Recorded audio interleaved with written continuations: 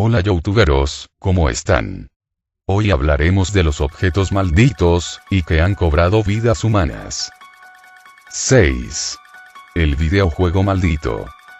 En los suburbios de Portland un nuevo juego apareció en los salones recreativos, se trataba del Polybius. Una auténtica revolución en aquella época por su aspecto gráfico, de colores vivos y abundantes efectos luminosos. Rápidamente se convirtió en una atracción muy adictiva para todos los jugadores de videojuegos. La empresa alemana Sinneselchen parecía esconder la clave de lo que ocurriría con los jugadores, pues la traducción de su nombre revelaba lo siguiente: pérdida de los sentidos.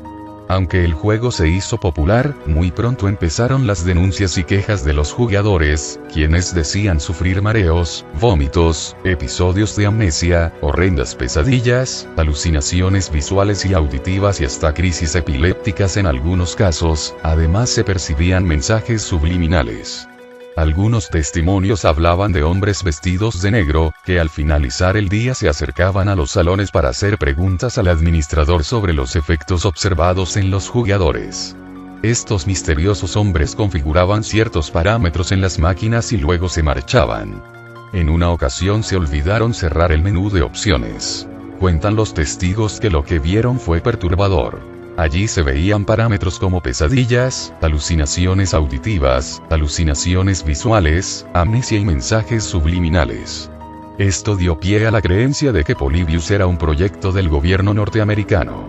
Un experimento perverso para construir mecanismos con los cuales adormecer las conciencias de las masas e inducir al malestar social a través de la apatía, la depresión y la locura. Cuando un jugador falleció por un ataque epiléptico mientras jugaba, las máquinas fueron retiradas por estos hombres de negro, haciéndolas desaparecer para siempre. 5.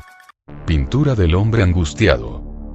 Esta pintura estuvo en el ático de la abuela de Sean Robinson durante 25 años. La anciana siempre había dicho que la pintura era el mal, que el artista que la creó había utilizado su propia sangre mezclada con óleo, y se había suicidado poco después de terminarla. Ella dijo oír voces y llantos cuando se muestra el cuadro, y vio la oscura figura de un hombre en su casa, por lo que lo guardó en el sótano.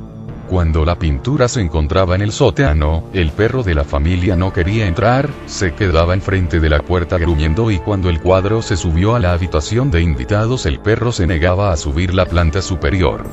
Por la noche, en la casa se escuchaban llantos y lamentos, y se veía la sombría figura de un hombre. Sean pensaba, como la familia conocía la historia de la pintura se sugestionaba.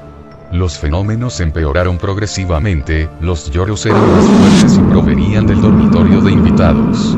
La familia notaba numerosos puntos fríos en la casa y tenían la extraña sensación de que eran observados. Una noche, la esposa de Sean se fue a la cama temprano. Ella pensó que Sean también se había metido en la cama junto a ella, pero cuando se dio la vuelta se encontró mirando a una silueta extraña.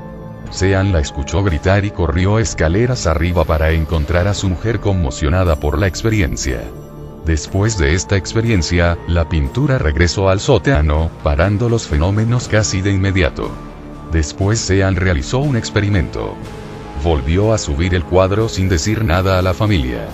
Pocos días después, uno de los hijos de Sean bajaba las escaleras y de repente tropezó y cayó en los últimos escalones.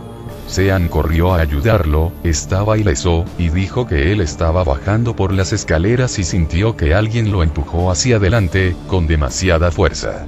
Después de ese accidente, Sean decidió definitivamente guardar la pintura en el sótano, finalizando así una vez más la actividad paranormal en la casa. 4. El jarrón basano. Es considerado uno de los objetos más legítimamente malditos del mundo. Las personas que han poseído el jarrón han muerto en cuestión de semanas. Este jarrón de plata, hecho en el siglo XV, fue un regalo de bodas que recibió la novia un día antes de su boda. Lamentablemente, la boda nunca se llegó a celebrar, porque la novia fue asesinada la noche antes de su boda, y en el momento de su muerte ella tenía el jarrón entre sus manos. El jarrón se quedó en la familia, y cada familiar que poseía este jarrón poco tiempo después moría. Después de incontables muertes, la familia se deshizo del jarrón enterrándolo en un lugar desconocido. Pero en 1988 un hombre excavando en los alrededores de su patio, descubrió el jarrón y en su interior había una nota que decía: ten cuidado. Este jarrón trae la muerte. Este hombre, en vez de dejar el jarrón en el mismo lugar y enterrarlo de nuevo, tiró la nota que contenía y lo llevó a una casa de subastas.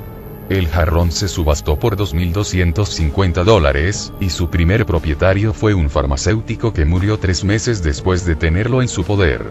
El segundo propietario fue un cirujano de 37 años que compró el jarrón y murió después de 2 meses. El tercer propietario murió un mes después. Según algunos periódicos italianos, la policía confiscó el jarrón y lo enterró de nuevo en una caja de plomo en un lugar desconocido, y hasta hoy no se ha vuelto a saber nada del jarrón maldito. 3. La pintura del niño llorando. Durante los años 50, surgió la moda de decorar las casas con cuadros de niños llorando.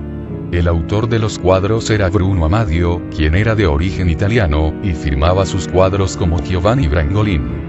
Sobre él, existía la leyenda de que había pactado con el diablo a cambio de fama y reconocimiento, y a mediados del siglo XX sus cuadros eran muy populares y tenían cientos de reproducciones. Lo terrorífico del caso surge cuando se empezaron a acumular historias de incendios en que lo único que quedaba a salvo de las llamas dentro de la casa calcinada, era uno de los cuadros de niños llorosos que el artista había creado, aunque fuese copia, y no original. Un bombero afirmó haber encontrado esta pintura en múltiples casas destruidas por el fuego. Un poblador afirma que Giovanni había retratado a un niño del orfanato, y después de terminar el cuadro el orfanato se incendió, todos murieron y solo el cuadro quedó intacto, albergando de alguna forma el espíritu del niño, y la energía del incendio. Después de esto los pobladores destruían los cuadros, o lo guardaban. Algunos afirman que en ciertas fechas se podía pactar con el diablo mirando fijamente a los ojos de uno de esos niños. 2. El Porsche de James Dean. James Dean amaba a su Porsche, incluso le puso el nombre de su mascota, Little Bastard, que traducido es pequeño bastardo. Él murió en el coche en un accidente bastante horripilante. Falleció el 30 de septiembre de 1955 mientras conducía su Porsche Spider 550. Desde entonces lo que quedó del coche se convirtió en una leyenda al ser el último coche del actor, pero también porque la maldición se ha cernido sobre los restos del vehículo.